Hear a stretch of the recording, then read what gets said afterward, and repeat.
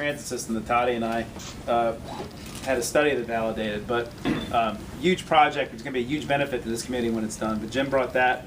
And of course, Jim, a lot of people forget about the way this area was when Toddy and Jim were first elected. Toddy in, 1991, and Jim in 1990. But, Jim had this revolutionary strategy when he ran in 1990 about standing up for women's rights.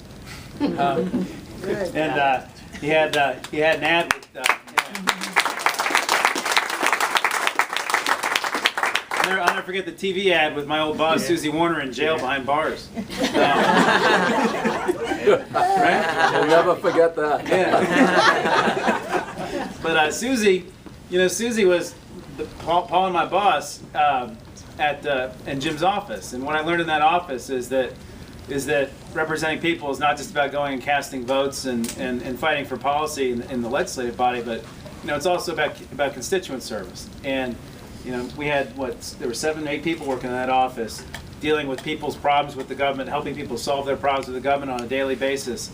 People would call in because they're having problems with their military benefits, their Medicaid, or they had a problem with hydrilla mowing, or I had to move a statue, or somebody wanted me to move a statue in the Capitol. But Social Security problems, problems with passports, which is what Paul was in charge of, or problems with a visa. If those of you who are not from, those of you who were born in the United States don't understand the real difficulties families can have just trying to get family members in and out of the country or allowing people to stay here. Paul was at the front lines, helping keep families together. Those are the kinds. Adoption too. And the adoptions too, international adoptions, right? That's how you hold down a seat. Once you win, that's how you hold down a seat. That's how you serve a community. And I learned a lot just being in that office, working for Jim and Susie. Toddy, of course, has been my partner now for the last 6 years, and on Route 1. I can't ask for a more. This community. Toddy's been fighting to do something about Route 1 now for over 20 years, 24 years. Study after, she's been fighting for those studies to lay the groundwork to get the improvements that we're now seeing. And I think pretty soon we're going to have some good news about money to actually start planning the widening on this stretch just right here. And none of it would be in process, none of it would be happening without Toddy's leadership over the last 24 years to make that a reality. And also with the partnership with the County Board of Supervisors, with Jeff and with Jerry have been doing together. It's a state, local, and federal government steps in as well to fund these things, and you have to work together with people. I've learned a lot from Toddy. Sometimes I'll call her up and angry about something, and I've fired off some emails or whatever, and Toddy's like, "Well, did you call him?"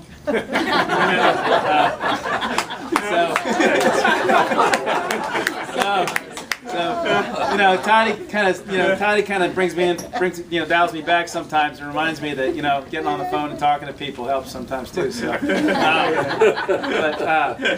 anyways, and of course everything she's done for veterans is just it keeps me focused on the seat I'm running for here is 21% veteran population. So it has a veteran community we have to look out for, and Toddy's just been an incredible mentor, and she as Jim said, gives us huge shoulders to stand on.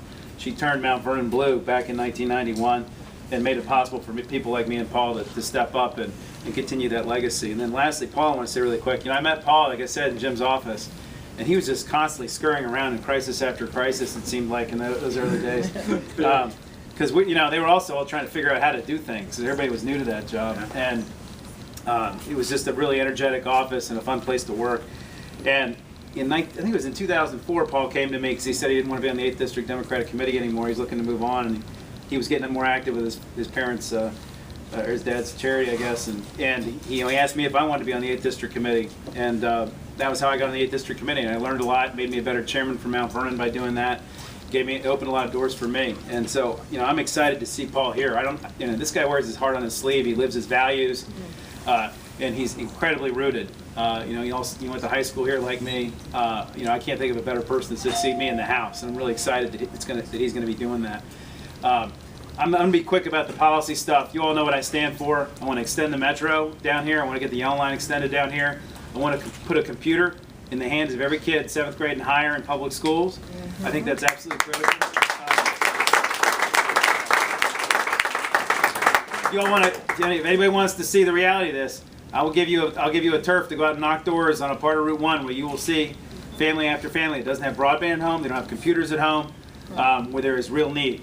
And just let me know. I will send you into that neighborhood. You can see it for yourself. There are thousands and thousands of families in this corridor that don't have access to those kinds of resources. The digital divide is a real thing right here in Mount Vernon. And then if you want to see the other thing I'm really angry about, go about 4 doors up the street and say hi to our new car title lender. But these predatory lenders, we have to do something about them. They're blowing up on Route 1. These guys charge, the maximum interest rate is 297% interest, 30% per month. And when they open the new casino in National Harbor, there's going to be 10 more of them. We have to do something about this. We got to get them under control. And from my point of view, we ought to just make it illegal. Yes. But that's something I really feel really passionately about. This district, the 36th district, as Toddy mentioned, is huge.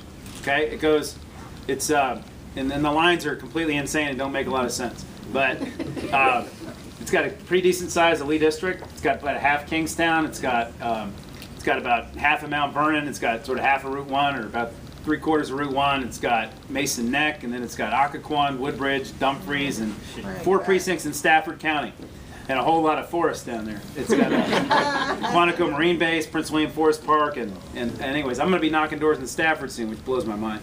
But there are about 70,000 people who have not heard my name before, who don't know who I am, who I need to get out and reach and meet and talk to. And I cannot do that without help. I can't do that without money.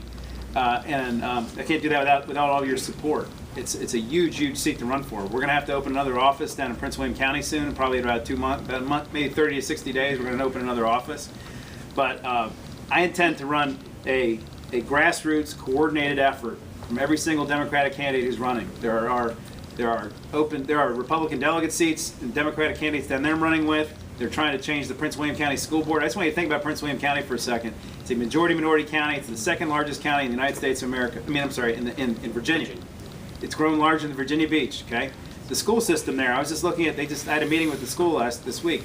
The school system is 33% white.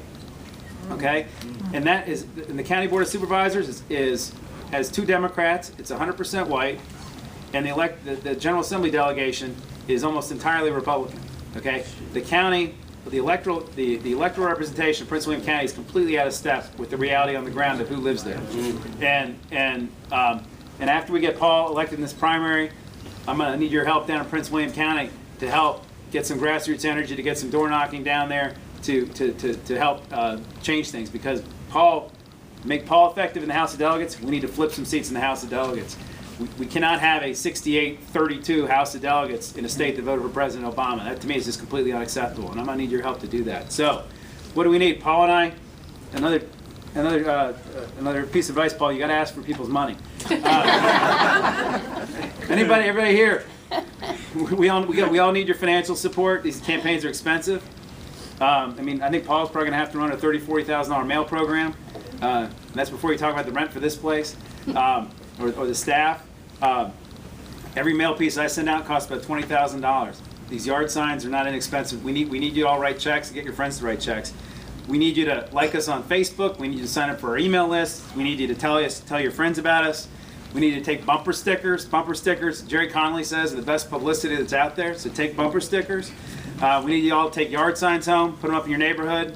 We need you to sell your friends on us. I strongly believe in these yard signs because they're not allowed in right-of-ways anymore.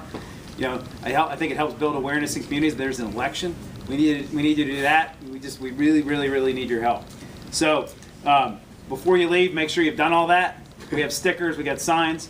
And I also, before we leave, I just want to introduce our staff really quick because I always forget to.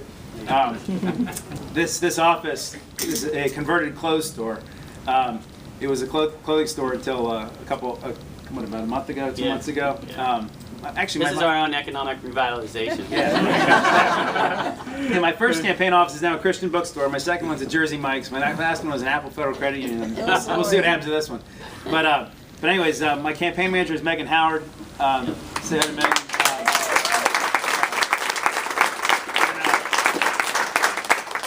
James Prevette, where's James? Is James around here? Oh, there's James. James is doing my field. Thomas Bowman is running Paul's race over here.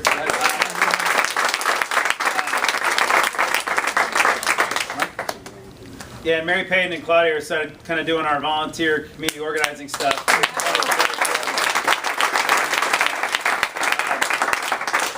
Apparently this place is a real mess before we moved in, and they spent probably a good 2 or 3 days here mopping and cleaning and painting, and we have a functional bathroom now. And, so One. But one bathroom. Yeah, one bathroom. We're getting to 2.